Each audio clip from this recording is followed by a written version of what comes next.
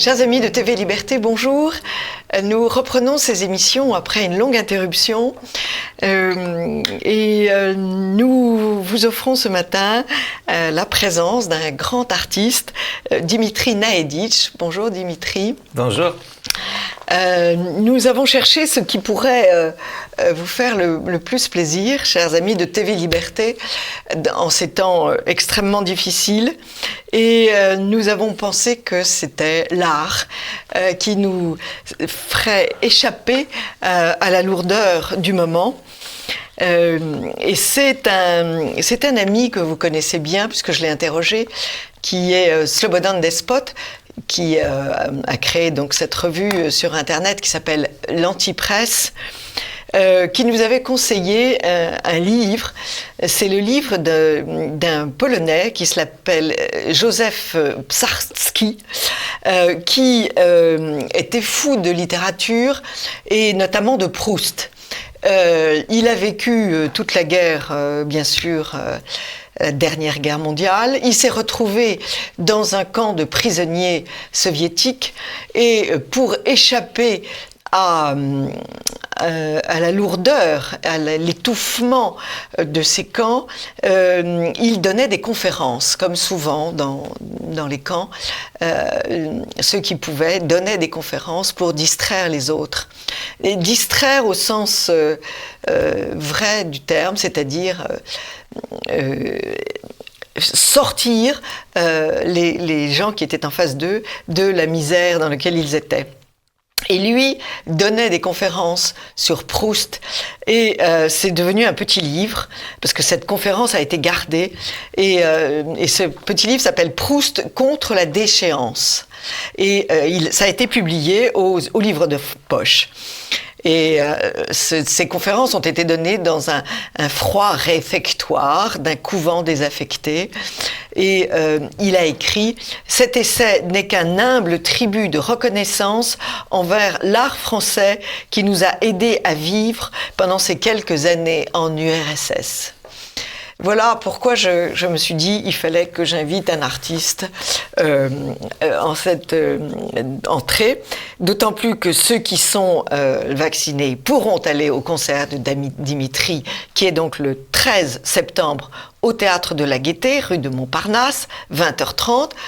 Ceux qui se font tester la veille pourront aussi y aller. Moi, je fonctionne comme ça. Quand j'ai envie de traiter beaucoup de choses, je vais me faire tester. Puis vite, je rentre à la niche. Et puis, sinon, eh bien, ils peuvent aller sur Internet et taper Dimitri Naedic ou le site Piano m'amuse et ils seront en contact avec Dimitri. Mais il faut aller à son concert parce que c'est vraiment quelque chose d'extraordinaire. Alors, Dimitri, je vous ai entendu plusieurs fois, je vous ai entendu jouer Brahms, je vous ai entendu raconter l'histoire de votre vie au Théâtre de la Gaîté et c'était très beau parce que c'était un dialogue entre le piano et vous. Racontez-nous un petit peu cette vie qui a fait que vous êtes le grand musicien d'aujourd'hui. Oui, c'est vrai que le spectacle parlait bien de ça. Le spectacle était inouï. Il s'appelait Ma vie en morceaux. Le titre qui était récemment repris d'ailleurs par d'autres pour un livre, mais Ma vie en morceaux, effectivement. Voilà, c'était l'idée de raconter un petit peu ma passion pour la musique, ma vie en musique et liée avec le passé soviétique qui était quand même... le temps passé, ça devient quelque chose qui paraît presque invraisemblable. Ouais. Or, c'était ma genèse et nous avons vécu tout ça. Donc, voilà. Mais vous êtes né dans une famille de musiciens. Votre maman? Absolument. Bien sûr, j'ai eu une chance énorme d'être né dans une famille de musiciennes, de grands professeurs, Nina Naedic, qui fait un travail exceptionnel d'enseignement, qui a éduqué beaucoup de lauréats de concours internationaux et des solistes reconnus aujourd'hui. Voilà. Et donc j'ai pu écouter la musique avant ma naissance.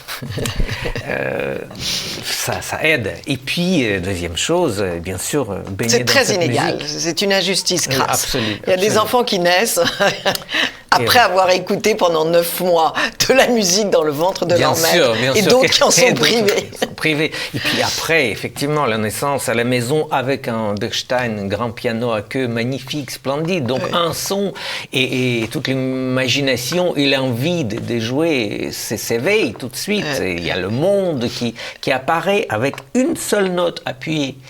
Qu'est-ce qu'ils voulaient effectivement, même les enfants qui commencent la musique, et les parents disent d'abord on va peut-être commencer par un piano numérique, c'est pas grave, au début ça ira.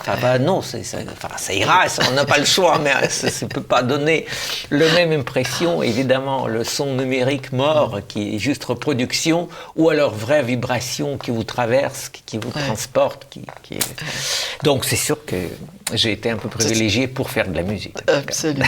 Et pour faire de la musique et avoir un professeur à la maison qui ne vous a pas raté, qui a été... Oui, bien que je ne peux pas dire que c'était un travail très approfondi dès le départ et très harmonieuse, parce que c'est difficile quand même à travailler avec sa mère. Oui.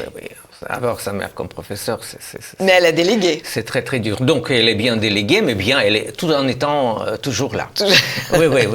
Mais voilà. Mais c'est vrai que c'est quand même toute la pureté et dureté de l'école russe ou soviétique ou de piano. On va dire russe. Le soviétisme, c'est un intermède.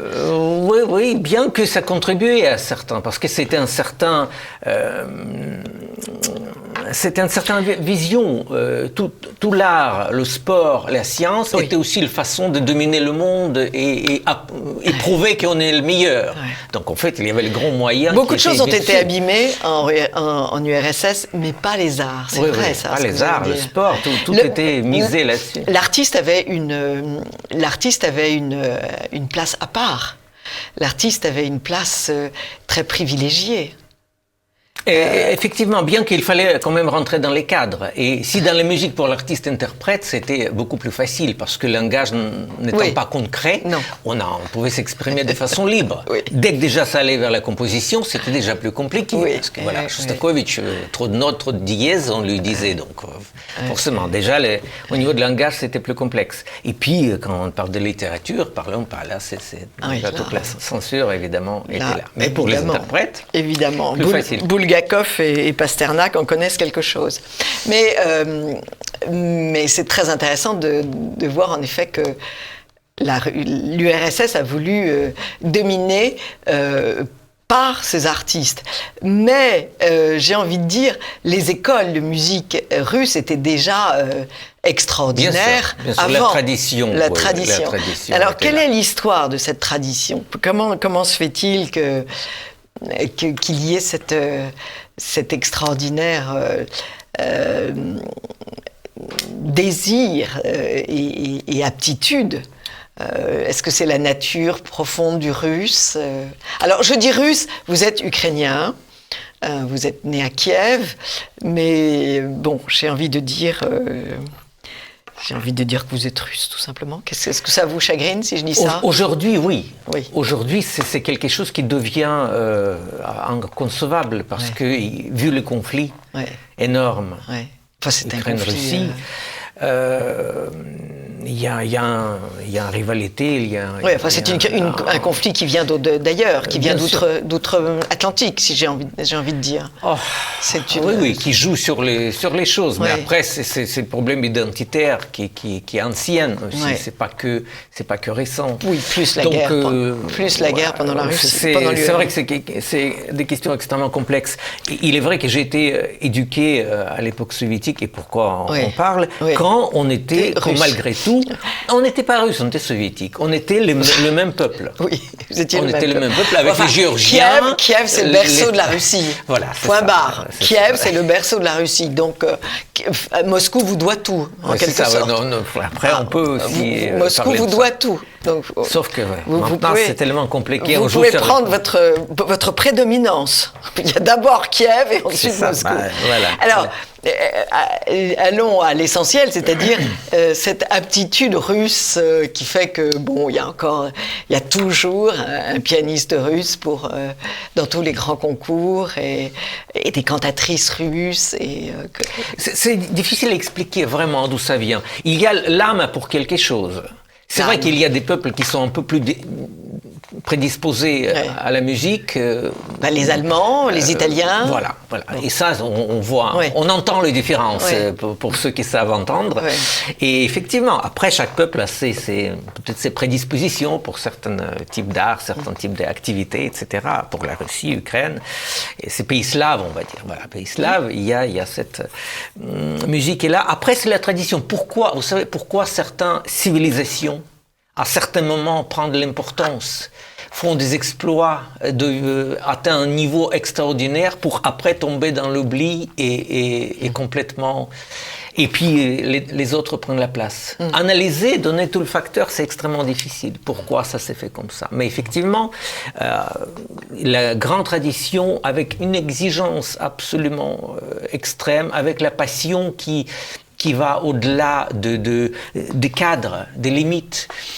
Le travail qui n'est pas mesurable, qui ne se fait pas en 1 heure, 2 heures. Voilà, c'était toujours là. Les cours avec des professeurs ont duré le temps nécessaire. On ne savait pas au conservatoire.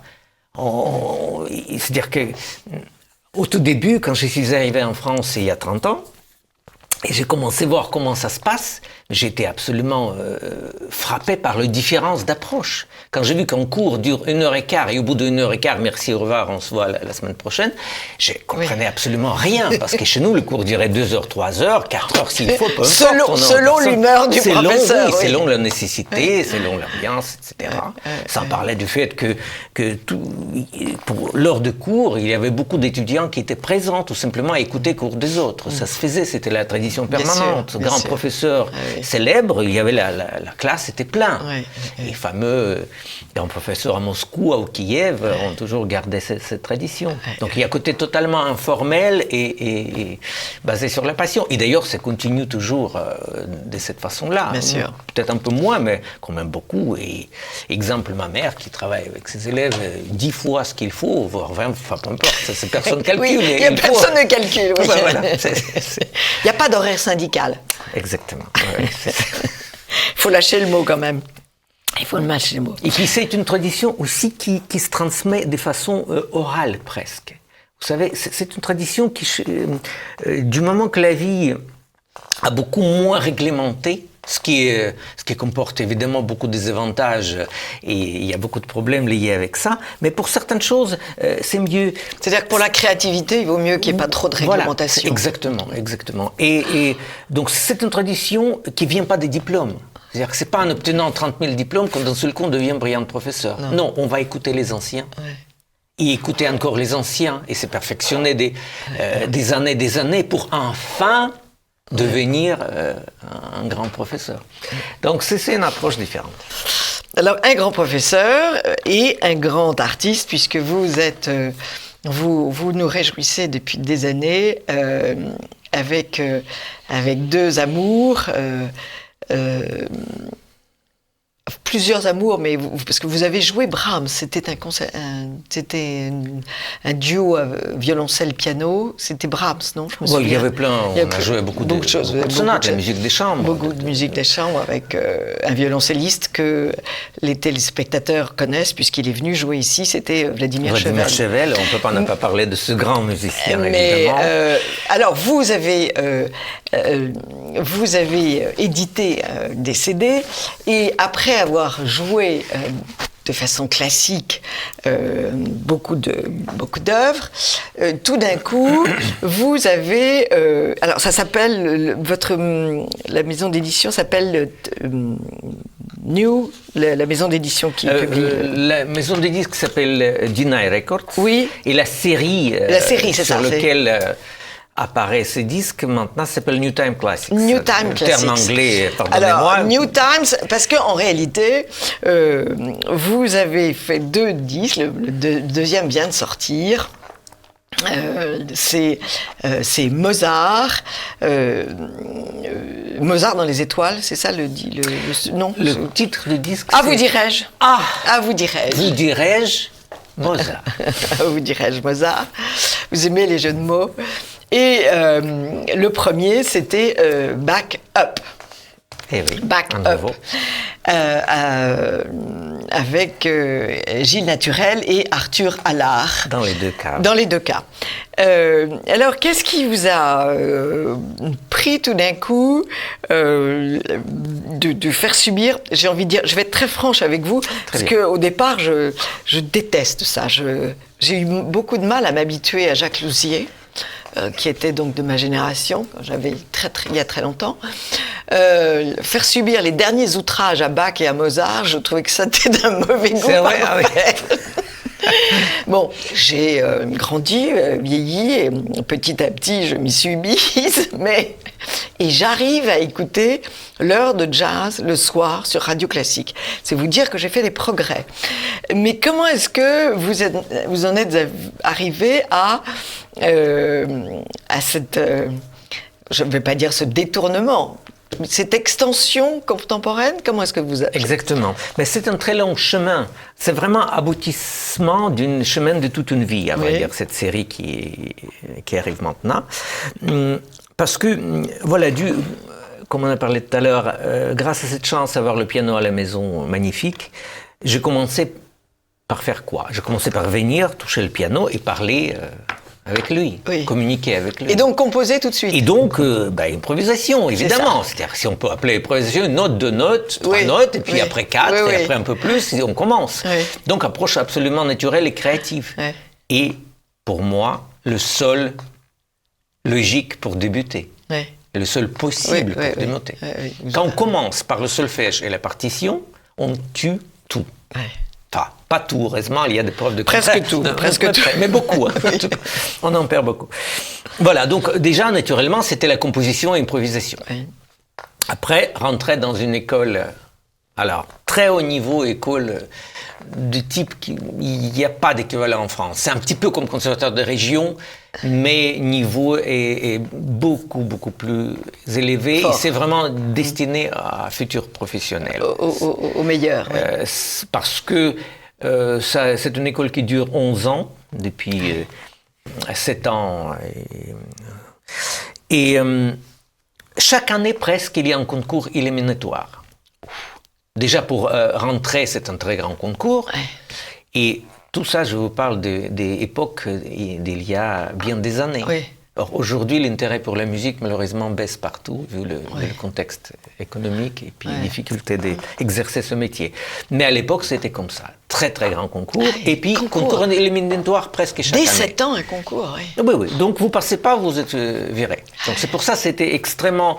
La sélection était à son maximum. Donc, c'est que des gens qui avaient quelque chose qui était gardé, non seulement déjà doués du départ, mais à la fois doués des capacités de travail, volonté d'acier.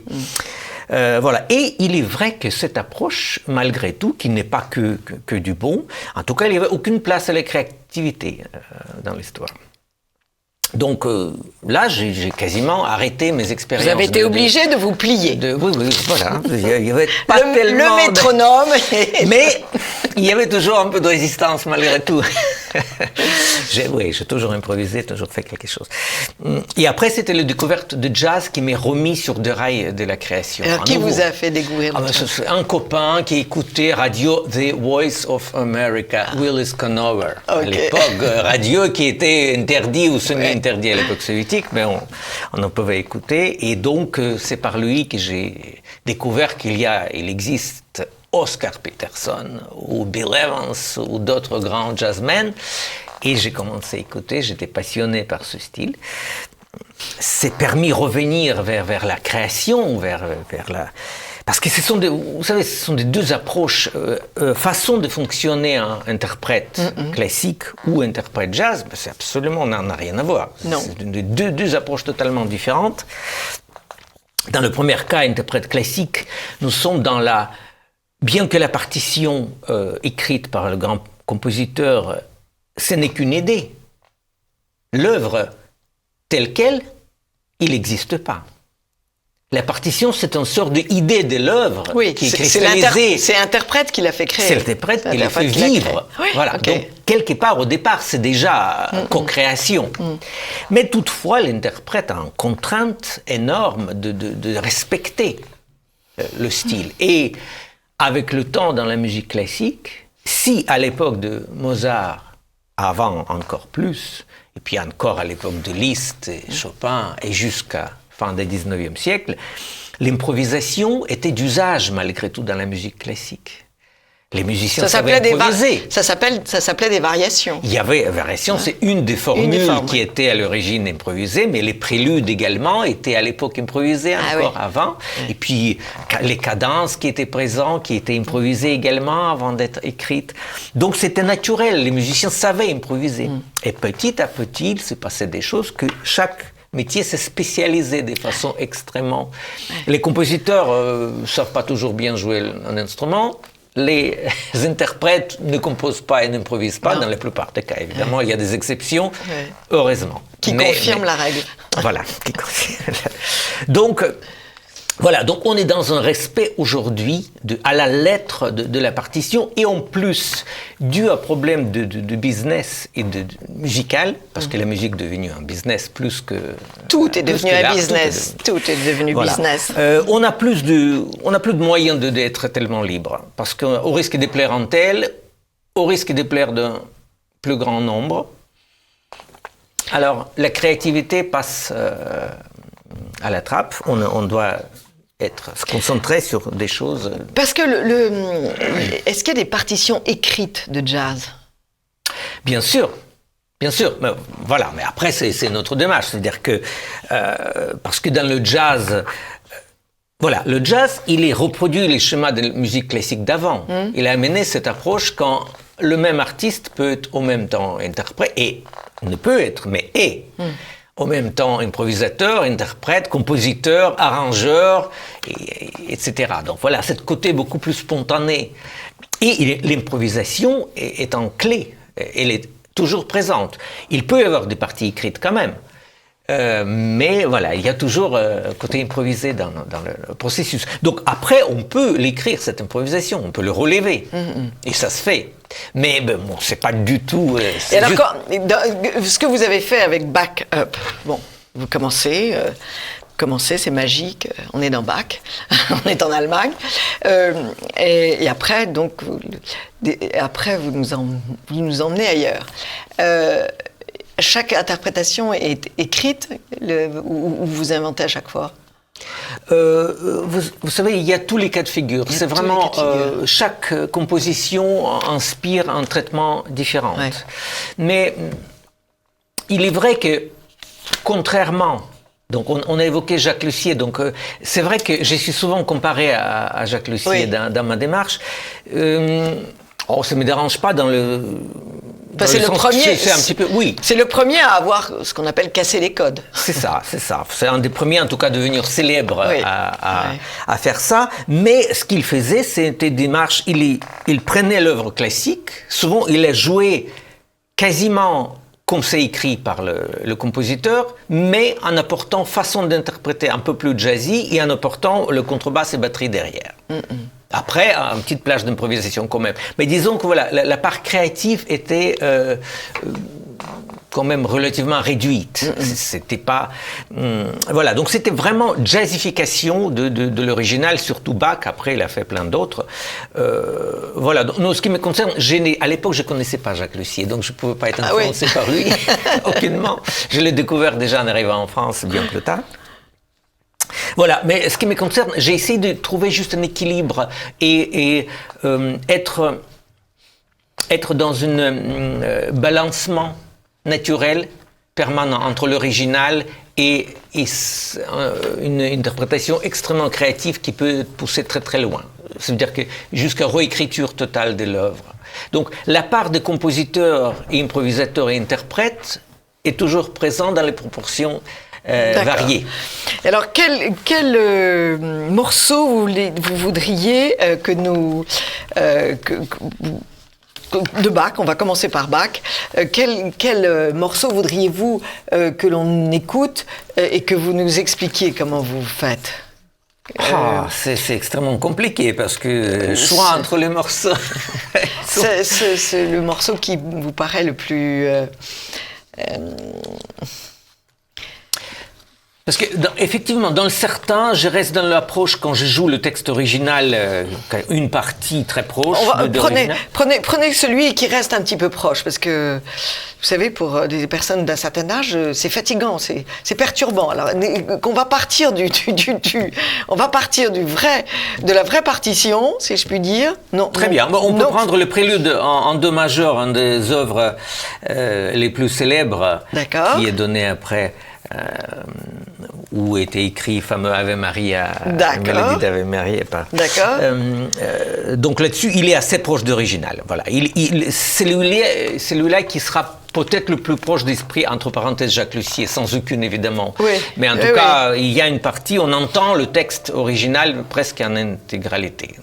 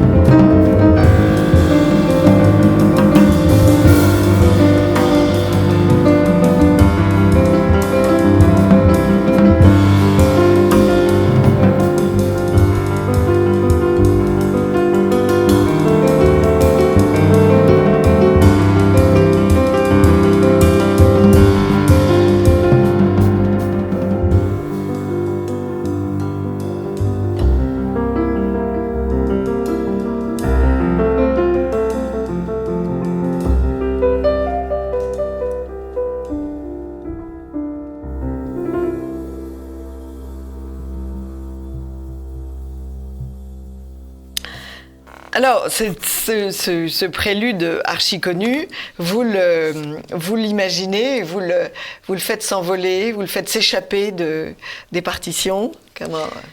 Voilà. En fait, juste pour rajouter un petit peu comment cette démarche a pu s'installer, se cristalliser vers cette approche, entre parenthèses, New Time Classics, où on peut lui donner un autre titre, en tout cas la musique classique autrement. Il est vrai que donc pendant des années, j'ai pratiqué deux styles séparément.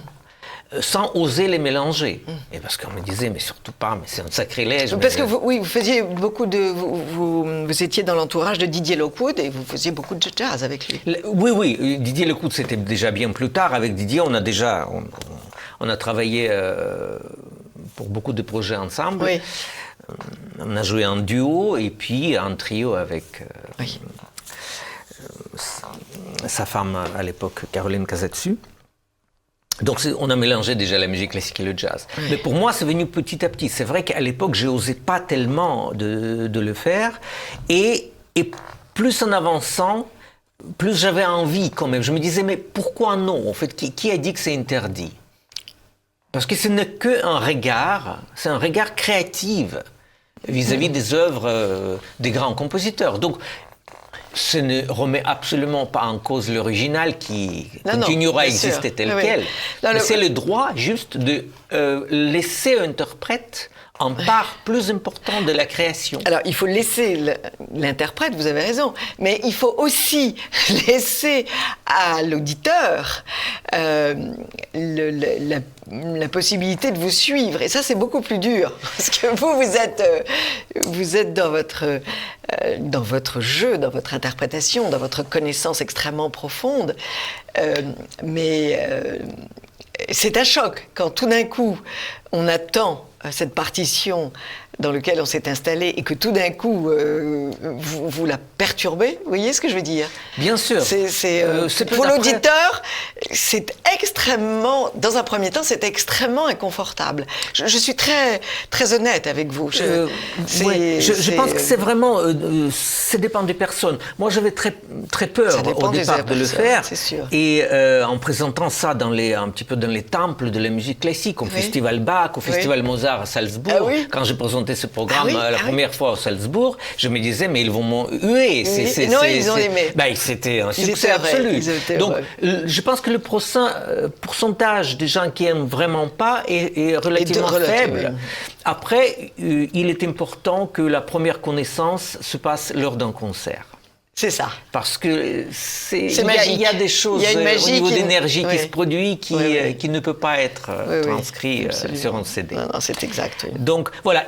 Mais après, je voudrais juste répondre à cette réflexion que pour le public, c'est peu difficile. Oui. Vous savez, je pense que cette préoccupation pour l'artiste ne devrait pas exister. La pureté d'artiste, il se mesure... c'est pas de plaire au public. Voilà. Le public, il s'en fout. Si cette notion commence à apparaître, ça veut dire qu'on vend son âme au diable. Oui, enfin, vous pouvez pas dire ça parce qu'il y a tout de même... Alors, je vais vous prendre un autre métier, mais qui est moins artistique. Enfin, c'est le metteur en scène qui se fout de la gueule du public. Trois opéras ces derniers temps, Tristan et Isolde, Roméo et Juliette et Lohengrin, avec des caricatures. Enfin bon, Tristan et Isolde se passant sur un paquebot, Lohengrin se passant bien évidemment dans Berlin en flammes, et Roméo et Juliette pendant la guerre de sécession. C'est évident, Roméo et Juliette et les Américains, ça fait une seule chose. Là, si vous voulez, c'est se foutre de la gueule du public. Vous voyez ce que je veux dire? On ne vient pas à l'opéra pour se faire matraquer d'abord politiquement des messages, des gros messages, avec un Olivier Py qui ouvre les rideaux et qui vient dire que Wagner et Hitler c'est méchant. On ne vient pas à l'opéra pour ça. Je veux dire, c'est deux choses très séparées. Il y a un viol du public. Vous voyez ce que je veux dire? Là, dans le cadre de la mise en scène, il y a un viol. Et je dis merde aux metteurs en scène. Et je le redirai. J'ai publié un article sur mon blog annebrassier.fr. Je veux dire, Ce sont des théâtres subventionnés qui font ça en plus. C'est donc avec notre argent, avec nos impôts. Vous voyez ce que je veux dire? On n'a pas le droit de se faire abîmer l'imaginaire. Vous voyez? Je pense c'est que... ça. Alors, le metteur en scène, c'est une chose. L'interprète, il est évidemment... l'interprète ayant ce génie artistique, on a envie naturellement de le suivre. Vous voyez ce que je veux dire? C'est différent.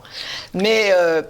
Je fais ce petit aparté en vous disant, parce que vous dites le public, on ne doit pas. C'est juste que je ne pense pas que c'est un critère que l'artiste doit prendre en considération. Ouais. L'artiste est libre d'aller vers où il veut, où il sent.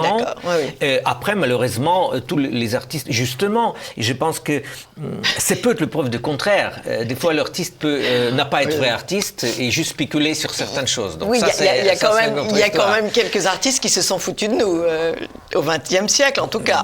Tout à fait, tout à fait. Oui. Mais après, il y a on n'est pas obligé de tomber. Mais, le critère pour moi, le seul critère, c'est il y a de talent derrière ou pas. Oui. S'il y a de talent, ça veut dire que quelque part l'artiste suivi son inspiration. Et qu'il sera suivi par le public. Voilà, forcément. Oui. D'une partie, au moins une partie du public. Oui, mais si, il sera suivi à un moment donné ou à un autre. Mais si on commence à se préoccuper à est-ce que je vais plaire ou pas, c'est la mort. C'est la mort du porté. Mais voilà. je voulais que cela fût dit parce que bon, il y a quand même beaucoup de gens dans le monde de l'art qui c'est moi l'expression, qui se foutent de la gueule du public. Ça, c'est autre chose. Dont la volonté est de choquer le bourgeois, ce qui est un but dans la vie assez petit. Ça n'a rien à voir avec l'art. C'est le temps qui fait la sélection, après. Oui, mais les vraies œuvres qui ont écrit avec du sang, avec du cœur, ils vont rester. Et d'ailleurs, les 3 opéras que j'ai vus étaient chantés absolument magnifiquement. Et parce que les chanteurs sont aujourd'hui magiques, ils ont des cours d'interprétation, ils sont des acteurs. Avant, c'était que des chanteurs. Maintenant, ce sont des chanteurs-acteurs. Et donc, ils arrivent à nous entraîner dans la magie de l'opéra, et on arrive à oublier que Berlin est en flammes, qu'on est dans Tristan et Isolde dans un spectacle avec un mobilier des années 30 complètement ridicule. Vous voyez, la passion de Tristan et Isolde avec des fauteuils des années 30. Enfin, le gars, il n'a pas compris ce que c'était. Enfin, ça n'est pas possible. Et grâce à l'artiste, grâce au chanteur, on retrouve la magie de Wagner ou la magie de Gounod et on fonce. Mais quoi, je pense que voilà, tout est possible. On parle de liberté. Oui, tout est possible. Après, si c'est pas bien, il faut autoriser les tomates et les œufs pourris. Absolument, oui. Alors, si la tomate est comprise dans le spectacle, oui, mais à la télévision, comme vous le savez, on ne peut plus aller à l'opéra, donc la tomate envoyée sur l'écran de télé, ça ne marche pas. Bon, enfin, je me suis libérée en le disant, mais vous avez raison, il faut que l'artiste soit libre et il faut que le public accepte de se laisser entraîner sans réticence. En tout cas, je pense que, voilà, encore une fois, s'il y a de l'amour vers le public, s'il y a la sincérité, le public se laissera entraîner. Et c'est ce que j'ai essayé de faire, en tout cas, ce qui me concerne. Avant tout, j'ai beaucoup d'amour pour l'original, de toute façon. Et je voudrais exister toujours comme interprète classique. Je ne voudrais pas juste radier côté classique et devenir un jazzman qui s'amuse à détourner le classique. Je voudrais être les deux à la fois. C'est ma façon de réconcilier 2 parties en moi qui existent, qui sont forts, qui sont purs, comme mes 2 parents. Parce que la musique classique, c'est comme ma mère, et le jazz, c'est un peu comme mon père. Donc, comment choisir entre ses parents? Donc, c'est une façon de les faire vivre en même temps. Alors, on va parler de votre nouveau CD qui vient de sortir, Ah, vous dirais-je, Mozart. Et vous vouliez nous évoquer un morceau particulier que vous aviez, pour bien nous expliquer ce que vous faisiez. C'était la bossa nova? Je voudrais avant tout dire que, voilà, combien je vous aime, Mozart. Vous écrivez de très jolies choses. Vous dites « Il y a tout dans sa musique. Une grâce naturelle, l'élégance d'une fleur, la tendresse des premiers rayons du soleil, du printemps, l'énergie débordante et légère d'un éclat de jet d'eau par une journée d'été, la tristesse douce et profonde, jamais pesante. » Et puis cette simplicité, cette évidence, cette perfection. Sa musique caresse, pardonne, inspire, entraîne dans un tourbillon d'une vitalité enivrante, toujours en finesse, jamais par la force. Elle me livre toute la beauté d'un son à une pure et délicate... Non. De son âme. De son âme, voilà, j'arrive même pas à me relire. Elle nous livre toute la beauté de son âme, pure et délicate, sans une ombre de méchanceté. On voit que vous l'aimez. Non, mais c'est incroyable. C'est un exemple, c'est un compositeur dont il n'y a pas d'autre exemple dans l'histoire comme lui, parce que chaque note de Mozart, c'est de l'amour. C'est de l'amour pur et c'est l'amour qui est non abîmé par les difficultés de la vie. C'est l'amour d'un enfant qui va spontanément, qui est ouvert vers le monde, qui va avec un sourire, curiosité et voilà, aucune méfiance. C'est ça qui est absolument génial. Il n'est jamais voulu grandir. Il a resté un enfant pur. Et ce qui est encore plus impressionnant, c'est ce mélange de ce côté presque naïf et en même temps un génie absolu. Il n'y a pas d'autre exemple. Tout est magnifique, Chopin, Schubert. Oui, mais lui est un exemple particulier. Chaque note, ben voilà, il nous dit « je vous aime » à toutes les générations à venir. Et c'est d'une... Et alors, le morceau que vous vouliez nous présenter, c'était... Ici, je les aime tous et je les ai traités de façon très différente. Mais un qui m'amusait de faire, c'est... Le programme était déjà presque construit en entier, il me manquait encore un ou deux titres et je réfléchissais par quoi le compléter. Et j'ai pris la partition d'une sonate en do majeur. Tout le monde le connaît, tout le monde joue, tous les enfants. Et évidemment, il y a des grandes versions de cette œuvre, mais on a aussi ceux qui ont rapport à ceux qui ont des enfants qui vont dans le conservatoire. Qui l'écoutent. Et on a des fois l'image de cette musique jouée par des enfants de façon assez maladroite. Et donc, le deuxième mouvement est un peu triste dans notre esprit. Alors, j'ai essayé de rajouter les rythmes, un peu changer l'harmonie, rajouter des rythmes de bossa nova et aller dans ce sens-là. Et d'un seul coup, cette œuvre, elle a commencé, éclat de bonheur et de bien-être, de joie, d'énergie, tout ce qui est... En fait... Les mauvais souvenirs sont... Oui, effacés totalement par cette transformation miraculeuse qui était miraculeuse pour moi. Quand j'ai fait ça... Après, pendant plusieurs jours, je n'arrêtais de pas chanter cette mélodie. Elle ne me quittait pas tellement. Donc c'est Mozart, c'est toujours Mozart. Mais alors c'est Mozart réécrit, revu. Et dans tous les démarches, des fois, des fois je pousse très loin côté créatif malgré tout. Il y a des réécritures totales pour certains morceaux, pour d'autres, je reste plus proche du texte original. Mais par exemple... Il y a un mouvement de concert en do majeur, deuxième mouvement splendide que tout le monde connaît, c'est une musique géniale, qui est devenu ici, qui ressemble plus à rhythm and blues. Donc mais je trouve ça extrêmement amusant et je pense que le lien avec Mozart tel qu'il était, il est toujours là. C'est ça que je voulais préserver. Je voulais cet esprit éclatant de l'énergie, lumineux, de bonne humeur, de profondeur en même temps. Le tout Mozart comme on l'aime. Eh bien, on va terminer cette émission, Dimitri Naïditch, en vous écoutant. J'aimerais aussi qu'on passe un petit moment de ce terre que j'adore, qui est la Cidarem Lamano. Donc après, on écoutera la Cidarem Lamano.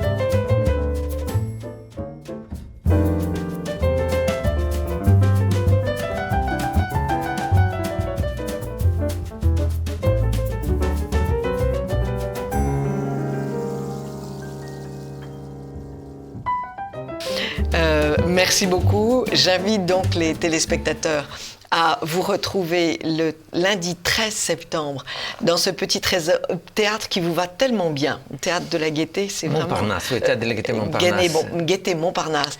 J'adore jouer là-bas parce que c'est un petit théâtre très joli avec des très bonnes proportions. C'est quand même 400 places, mais ça paraît, on est tout près de vous. Et on a l'impression que c'est petit, tellement en rapport avec le public. Et donc 20h30, 13 septembre. Gilles Naturel à la contrebasse, Arthur Allard à la batterie. Absolument. Des surprises également. Et puis vous pouvez donc trouver ce CD sur Internet. Et j'aime beaucoup votre site, votre groupe, le Piano m'amuse, avec le jeu de mots bien sûr, puisque vous faites beaucoup de choses en vous amusant, Dimitri. Exactement. Et vous avez raison. J'espère que cette approche que j'appelle New Time Classics, en tout cas une autre approche vers la musique classique, va vivre aussi à travers d'autres expériences. Vous allez continuer. Dont un festival qui je prévois à créer l'année prochaine. C'est un projet pour le moment, mais l'idée c'est de mettre en valeur justement cette approche différente vers la musique classique. Et vous n'allez pas développer, parce que je sais que vous avez Ibézon, vous avez un espace pour donner des concerts, vous avez un studio d'enregistrement, mais avec toutes ces lois très contraignantes, si vous êtes chez vous, vous êtes libre. Vous n'allez pas recommencer à inviter des gens chez vous? On verra bien. C'était une idée sympathique de se retrouver effectivement à faire les concerts à la maison. Parce que là, le préfet n'a pas peut pas réglementer ce que vous faites chez vous. Encore. Peut-être on reprendra. Encore. Merci beaucoup, Dimitri. C'était un plaisir d'être là. Et à très bientôt sur la scène. Bon courage à vous. Merci. Au revoir, chers amis de TV Liberté. À la semaine prochaine.